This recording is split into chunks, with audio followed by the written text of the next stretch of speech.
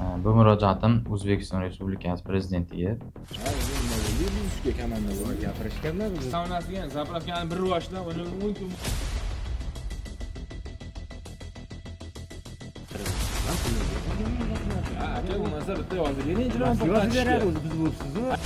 Bodegas MChJ Aqli emas, to'xtatni buzadi. qurilish materiallarini hammasini o'g'irlab ketishgan. Yo'q, traktor bilan kiraman. Qonuniy chora ko'rishni so'rab qolaman.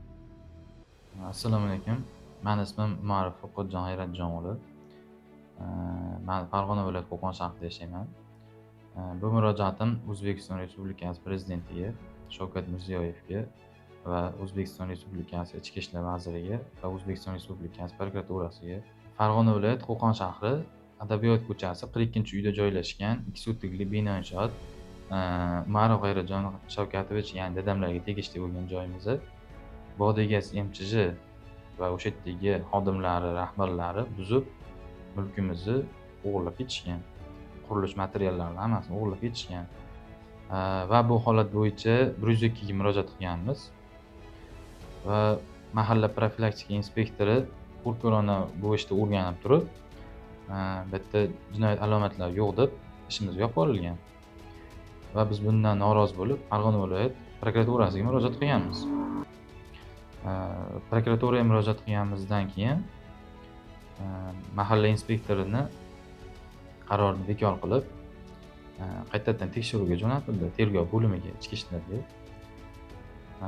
Va keyin bizning murojaatimizga javob qilib, Aniqlanishicha, fuqarolik ishlar bo'yicha Qo'qon tumanlararo sudining 2025-yil 5-iyulda qarzdor Vodiy gaz MChJdan sizning foydangizga Qo'qon shahar Adabiyot ko'chasi 42-uyda joylashgan gaz quyish shoxobchasi qarzdor Vodiy gaz MChJ tomonidan yoki uning hisobidan buzdirish va joydan majburiy tartibda ko'chirish haqidagi ijro hujjati Byuroning Qo'qon shahar bo'limi ish yurituviga 2025-yil 6-avgustda kelib tushgan bo'lib, ijro harakatlari sud qaroriga asosan to'xtatilgan hamda Byuroning Qo'qon shahar bo'limi xodimlari bino inshootlaringizni buzish ishlarida qatnashmaganligi, mazkur binolar Vodiy gaz MChJ xodimlari Urinov, Hasanov hamda Araqulovlar tomonidan buzib yuborilgani ma'lum bo'lgan. O'rganish davomida mazkur holat muqaddam Qo'qon shahar prokuraturasi tomonidan ko'rib chiqilmaganligi sababli tegishliligiga ko'ra yuborilishi ta'minlandi.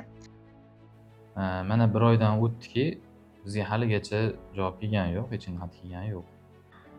Yuqori turuvchi tashkilotlardan murojaatim shuki, bosh qomusimizdagi mulk daxlsizlik huquqimizni buzgan shaxslarga qonuniy chora ko'rishni so'rab qolaman.